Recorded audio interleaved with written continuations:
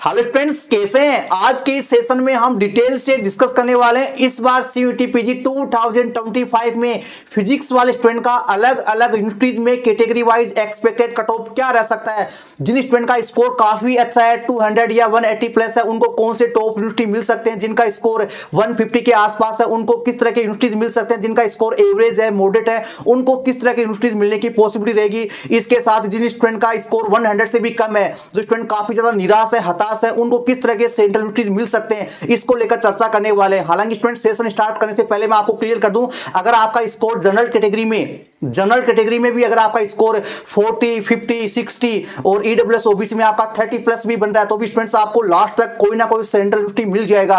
और एचबीटीयू है या इस तरह के कई सारे स्टेट गवर्नमेंट यूनिवर्सिटी है वो भी स्टूडेंट्स आपको काफी कम स्कोर पे मिल जाएंगे। तो बहुत सारे लोग स्टूडेंट्स आपको यूट्यूब पर या अदर प्लेटफॉर्म पे आपको डिमोटिवेट करने की कोशिश करेंगे, आपको गुमराह करेंगे कि आपको अच्छा यूनिवर्सिटी या कॉलेज नहीं मिलेगा। तो स्टूडेंट्स अगर आपका स्कोर काफी कम है तो भी आपको निराश नहीं होना है। कहीं ना कहीं स्टूडेंट्स आपको सेंट्रल यूनिवर्सिटी या स्टेट गवर्नमेंट यूनिवर्सिटी आपको मिल जाएगा। गुमराह आपको बिल्कुल भी नहीं होना है। मैं इतना स्टूडेंट को बताता हूं लेकिन फिर भी स्टूडेंट काफी ज्यादा डिमोटिवेट हो जाते हैं, हताश हो जाते हैं। तो सबसे पहले स्टूडेंट्स हम बात कर लेते हैं जेएनयू की कट ऑफ को लेकर इस बार एक्सपेक्टेड कट ऑफ क्या रह सकता है। हालांकि स्टूडेंट जो भी यूनिवर्सिटीज का हम यहां पर एक्सपेक्टेड कट ऑफ डिस्कस करें उसमें आपका जो ऑफिशियल कट ऑफ होगा इस बार का हो सकता है उसमें 10 से 15 मार्क्स का कम ज्यादा रह सकता है, क्योंकि जो लास्ट ईयर का कट ऑफ है उसके अकॉर्डिंग यहां पर हम डिस्कस करने वाले हैं। तो 10, 15, 20 मार्क्स का जो है फ्लेक्सिबल रहता है, कम ज्यादा होता रहता है। ऐसा नहीं है कि जो same cut off last year है वही रहेगी या उससे कम रहेगी या ऊपर रहेगी।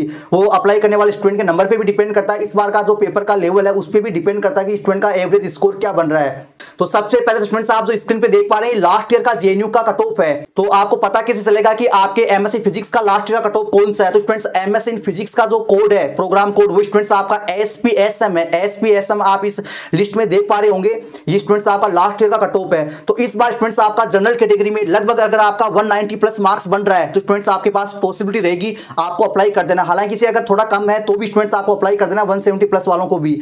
और इसके साथ स्टूडेंट्स हम बात करें अगर आपका ईडब्ल्यूएस और आपका 180 प्लस बन रहा है तो आपके पास पॉसिबिलिटी रहेगी। साथ ही अगर आपका ओबीसी और आपका भी 180 या 180 के आसपास स्कोर बन रहा है 175 तो भी स्टूडेंट्स आपको जेएनयू में अप्लाई कर देना है। हालांकि जो शुरू का फर्स्ट राउंड आता है उसमें तो हर यूनिवर्सिटी में कंपटीशन काफी ज्यादा रहता है, तो टॉप यूनिवर्सिटीज हैं, लेकिन इसके कई सारे लिस्ट आएंगे सेकंड, थर्ड, फोर्थ, तो वहां पर स्टूडेंट्स आपका कट ऑफ है थोड़ा कम हो जाता है। ठीक है, ये तो आप देख पा रहे हैं स्क्रीन पे, पहले आपने देखी है वो तो आपका फर्स्ट राउंड का था, पहली एडमिशन लिस्ट का।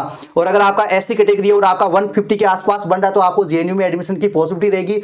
और अगर आपका एसटी कैटेगरी है और आपका 130 या 140 के आसपास स्कोर है तो आपके पास पॉसिबिलिटी रहेगी।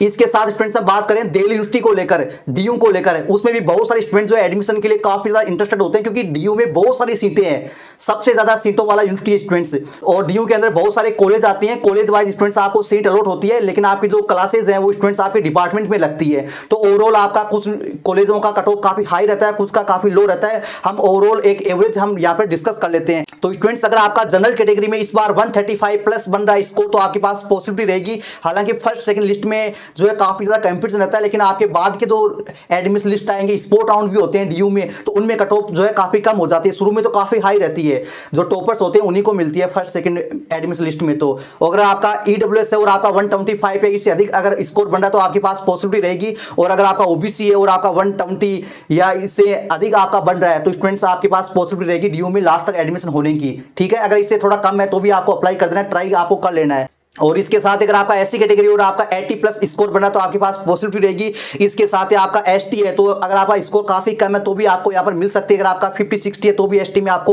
डीयू के कॉलेज आपको मिल जाएंगे। हालांकि जो डीयू का जो काउंसलिंग प्रोसेस है वो अलग रहने वाला है बाकी यूनिवर्सिटी से, यानी सीयूटी में तो अलग अलग यूनिवर्सिटी का अपना अपना सेपरेट काउंसलिंग प्रोसेस होता है। तो यहाँ पर इनका डीयू का जो है सीसीएस पीजी काउंसलिंग होता है, उसमें आपको अप्लाई करना होता है। कैसे कब क्या करना है वो हम आगे आपको कंप्लीटली डिटेल से बताएंगे, उसको लेकर आपको घबराने की जरूरत नहीं है। रिजल्ट आने के बाद इनके काउंसलिंग स्टार्ट होंगे, चाहे जेएनयू हो, डीयू हो, डीटीयू हो या एनएसयूटी हो। इसके बाद स्टूडेंट्स हम बात करते हैं डीटीयू और एनएसयूटी को लेकर। डीयू अलग है दिल्ली यूनिवर्सिटी, और डीटीयू दिल्ली टेक्निकल यूनिवर्सिटी अलग है, और एनएसयूटी यूनिवर्सिटी अलग है। लेकिन डीयू के कंपैरिजन में डीटीयू और एनएसयूटी का जो कट ऑफ है वो कम रहता है। एक तो ये भी बात है कि इनका जो काउंसलिंग वो ऑफलाइन होता है, क्या होता है, फिजिकली आपको जाना होता है। और डीयू है या बाकी जो यूनिवर्सिटीज है कई सारे उनका ऑनलाइन ही होता है, तो सारे स्टूडेंट्स जो है घर बैठे उनमें एडमिशन जो है ले लेते हैं, अपना सीट जो है बुक कर लेते हैं। लेकिन यहाँ पर बहुत सारे स्टूडेंट को पता नहीं चलता डीटीयू में या एनएसयूटी काउंसलिंग के रिगार्डिंग। वो फॉर्म तो अप्लाई कर देते हैं लेकिन कब जाना होता है, कैसे जाना होता है वो पता नहीं होता है स्टूडेंट को। तो आपको इसके लिए गुमराह नहीं होना है, आपको बिल्कुल भी इसको मिस नहीं कर देना, आप हमारे चैनल से जुड़े रहिए। तो अगर स्टूडेंट्स अगर आपका 110 के आसपास बन रहा है जनरल कैटेगरी में, तो आपका एमएस इन फिजिक्स में एडमिशन की पूरी पॉसिबिलिटी रहेगी। इसके साथ अगर आपका ओबीसी है या ईडब्ल्यूएस है और आपका 80-90 के आसपास स्कोर बन रहा है, तो आपको डीटीयू मिलने की पॉसिबिलिटी रहेगी।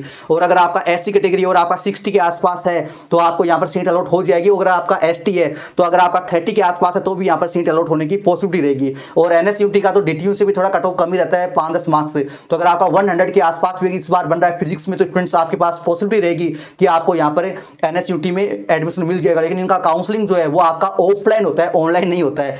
अप्लाई तो ऑनलाइन करना होता है, लेकिन फिर आपको फिजिकली वहां पर जाना होता है जिस भी डेट को आपको बुलाते हैं शेड्यूल के अकॉर्डिंग। अगर आपका ईडब्ल्यूएस ओबीसी है और आपका इस बार 80-75 के आसपास बन रहा है, तो आपका एडमिशन होने की पॉसिबिलिटी रहती है। अगर आपका एससी है और आपका 50+ मार्क्स बन रहा है, तो आपको एनएसयूटी तो मिल ही जाएगा। और अगर आपका एसटी और आपके 25 या 30 के आसपास स्कोर है, तो भी आपको ये यूनिवर्सिटी मिल जाएगा। क्योंकि एससी एसटी का तो वहां पर सीट वेकेंट रहती है, स्पोर्ट राउंड में काफी सीटें जब वेकेंट रहती है। इसके बाद स्टूडेंट्स हम बात करें बीएचयू एचयू को लेकर, तो बीएचयू एचयू का कट ऑफ जो है लगभग सिमिलर रहता है। हालांकि बीएचयू एचयू है, पौंडीचेरी यूनिवर्सिटी है, ये अपना एक प्रोविजनल लिस्ट निकालती है, फिर उनमें से स्टूडेंट्स आपको राउंड वाइज आपको सीट अलॉट होती रहती है। पहले एक प्रोविजनल लिस्ट निकालती है, उनमें से फिर स्टूडेंट को जो है सिलेक्ट करती है। तो पहले आपका जो लिस्ट आता है उसमें कंपटीशन काफी ज्यादा रहता है, चाहे बीएचयू एचयू या पौंडीचेरी हो। लेकिन बाद के जो लिस्ट आते हैं बाद में जो है कट ऑफ काफी ज्यादा डाउन हो जाती है। शुरू का राउंड जो भी होगा यूनिवर्सिटी का, डीयू डीटीयू या फिर जेएनयू है, बीएचयू है, सेंट्रल यूनिवर्सिटी ऑफ राजस्थान, उनका कट ऑफ काफी हाई रहता है। लेकिन धीरे धीरे फिर उनका कट ऑफ जो है डाउन होने लग जाता है। तो सबसे पहले स्टूडेंट्स हम बात कर लेते हैं इस बार बीएचयू आपको कितने मार्क्स तक मिल सकते हैं। तो जनरल कैटेगरी में स्टूडेंट्स अगर आपका 170+ बन रहा है तो आपके पास पॉसिबिलिटी रहेगी।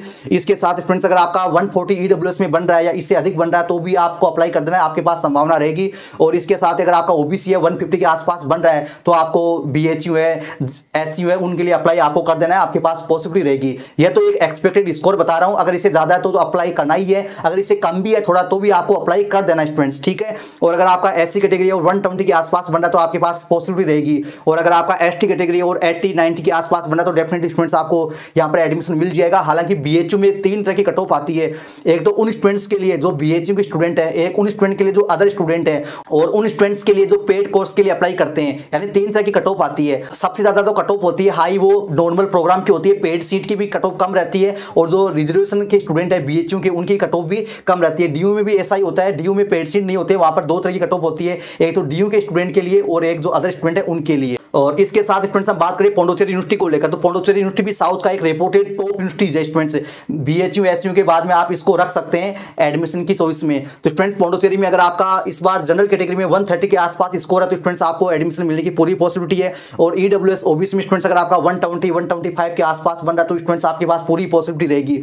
और एससी में स्टूडेंट्स अगर आपका 80 है या 80+ है तो आपको मिल जाएगा सीट। और अगर आपका एसटी कैटेगरी और आपका 50 या 60+ बन रहा है तो आपके पास पूरी पॉसिबिलिटी रहेगी। और इसके साथ स्टूडेंट्स अब बात करें सेंट्रल यूनिवर्सिटी ऑफ राजस्थान को लेकर, तो सेंट्रल यूनिवर्सिटी ऑफ राजस्थान का लास्ट ईयर का कट ऑफ स्टूडेंट्स आप स्क्रीन पे देख पा रहे होंगे, ये एक राउंड का, इसके बाद भी स्पोर्ट राउंड वगैरह होते हैं तो उनमें कट ऑफ और भी कम हो जाती है। तो ये स्टूडेंट्स आपका एक एक्सपेक्टेड कट ऑफ है, यहां तक स्टूडेंट्स आपको यहां पर एडमिशन मिलने की पॉसिबिलिटी रहेगी। हालांकि सेंट्रल यूनिवर्सिटी ऑफ राजस्थान जो है टॉप 10 सेंट्रल यूनिवर्सिटी में से एक है एमएससी के लिए। और यहाँ पर 2 प्रोग्राम है, एक तो एमएससी इन फिजिक्स, एक MSc in physics plus BEd programme, यानी ये 3 साल का इंटीग्रेटेड प्रोग्राम होता है जिसको इनोवेटिव प्रोग्राम बोलते हैं। तो आप दोनों के लिए भी अप्लाई कर सकते हैं, दोनों में से एक के लिए भी अप्लाई कर सकते हैं। जो आपका 3 ईयर प्रोग्राम है बीएड वाला इंटीग्रेटेड, उसकी कट ऑफ नॉर्मल से कम रहती है, लगभग 10 मार्क्स से, ठीक है। तो अगर आपका इस बार लगभग जनरल में 130 के आसपास बन रहा है तो आपको मिल जाएगा। और ईडब्ल्यूएस में या ओबीसी में अगर आपका 120 के आसपास है या इससे अधिक है तो डेफिनेटली आपको मिल जाएगा। और एससी एसटी में स्टूडेंट ये काफी कम स्कोर पर भी मिल जाता है, एससी में 80 है, इसके साथ ही आपका एसटी में आपका 50-60 पे भी आपको यहाँ पर सीट अलॉट होने की पॉसिबिलिटी रहती है।